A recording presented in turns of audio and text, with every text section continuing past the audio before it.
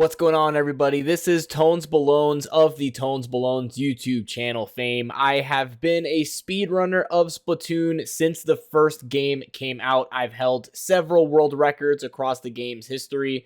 I used to run Splatoon 1 and Splatoon 2 and Splatoon 2 Octo expansion a lot, and I've even ran at GDQ 3 times.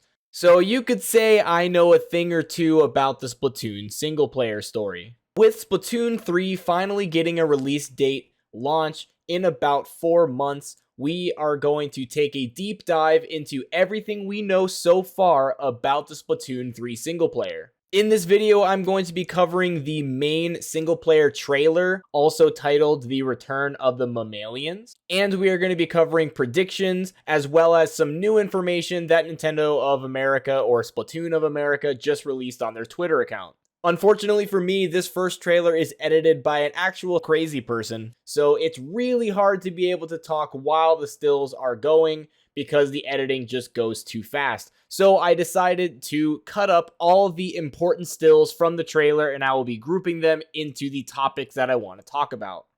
Let's start with the most obvious part, which is the supposed subtitle of this story mode, The Return of the Mammalians. Obviously, the word mammalian refers to any type of animal that belongs to the class mammals, which is a really weird thing to bring into a game about squids, considering that mammals and squids aren't even in the same phylum of Chordata, since mammals have a spine and squids do not. So whatever is happening in the story mode is probably the result of some ancient scientist, much like how we saw in the Octo expansion. And if you'll let me geek out for a little bit before we start talking about more Splatoon related stuff, I saw this still right here which shows the image of an eyeball cross section. The reason I find this so interesting is that the eyeballs of cephalopods, including squids and octopuses, are something that demonstrates convergent evolution, meaning that similar structures have evolved more than one time, especially evident by the fact that squids do not have spines and mammals do. This is a very far apart divergence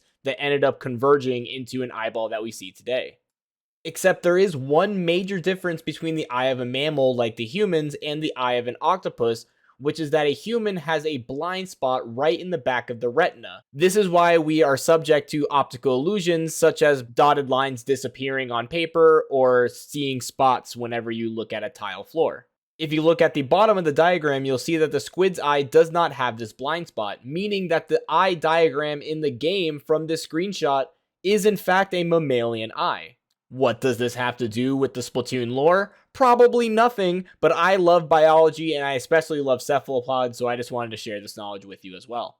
Moving on, so we know that the Octarians are turning into some freaky hybrid mammalian furry things. Who is the final boss? Well, that is none other than DJ Octavio.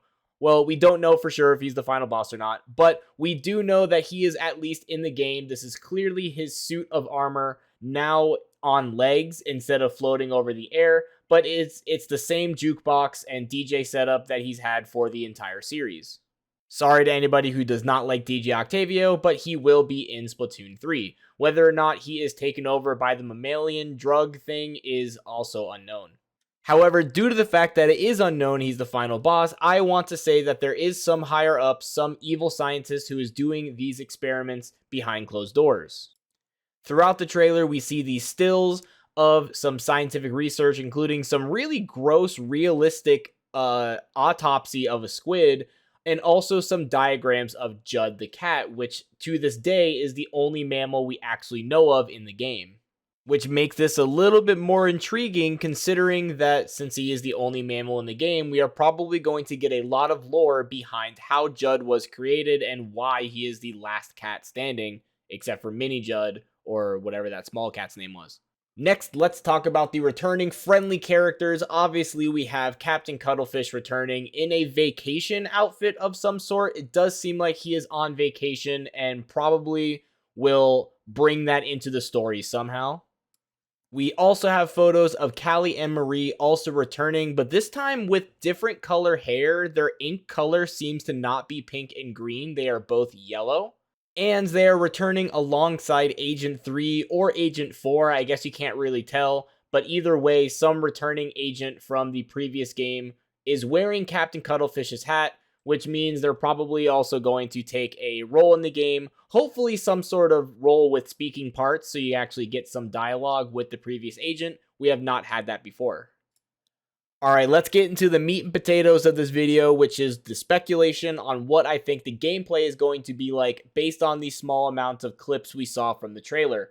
This screenshot alone, in my opinion, proves that the hub world, at least, is going to be a lot more open world than anything that we've seen in a Splatoon 1 or Splatoon 2 hero mode.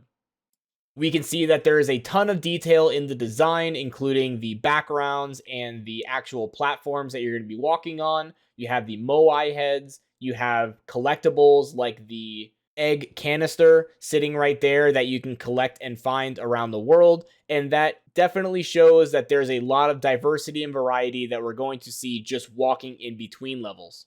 Here are some other shots of the overworld. You can clearly see that these are not levels, considering that this is outside, or there are not random things in the backgrounds. Usually Splatoon levels are within a closed container, such as when we see them in the kettles in Splatoon 2's hero mode. But what about those actual levels? Well, we do know there's definitely going to be some individual levels that are in a closed environment where you have some sort of objective. The new Splatoon agent is going to be tasked with going into these levels and defeating a certain amount of enemies, or getting to the end, or finding a certain number of collectibles, or any number of things. Probably a mix of stuff we've seen from Octo expansion types of levels versus the hero mode types of levels where you just have to get to the end. And we can also talk a little bit about this little guy who seems to be following you around. This is some sort of baby salmonid or small fry or something, and it's obviously your type of pet, and possibly some sort of escort that has some fancy power that you're going to use towards the end. Sometimes the little guy is inside your backpack, and sometimes he's walking beside you like a Pokemon, so either way, I don't really know what his role is going to be, but he's obviously important for the story.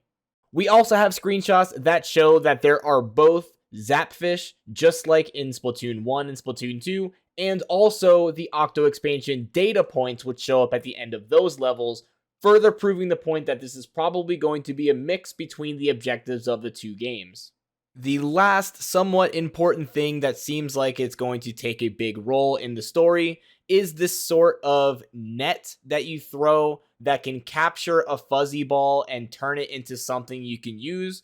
We are not really sure what kind of item is going to be useful from this, but if it's shown in the trailer, it probably will show up more than once during the time you're playing the game. That is pretty much everything I want to say about the speculation of Splatoon 3's hero mode or Splatoon 3's single player mode. We will not know until they give us more information, possibly around E3's time or when we are going to do a test fire or something of the sort. Either way, I am really excited for what this game has in store. It seems like they're putting a lot of effort into the single player like they always do. Honestly, Splatoon has always had an underrated story mode that I think everybody should play. So hopefully the Splatoon 3's story mode is going to entice a lot more players to pick up the game casually or hopefully even speedrun it like I do. That will be it for my video today. If you have any other questions or comments or would like to leave your own speculation down below, then say so in the comments. Or if you want to see more videos like this, then hit the subscribe button. I have a lot of great videos coming up once I have the YouTube monetization set up. So be on the lookout for that. Thank you so much for the support and have a good day.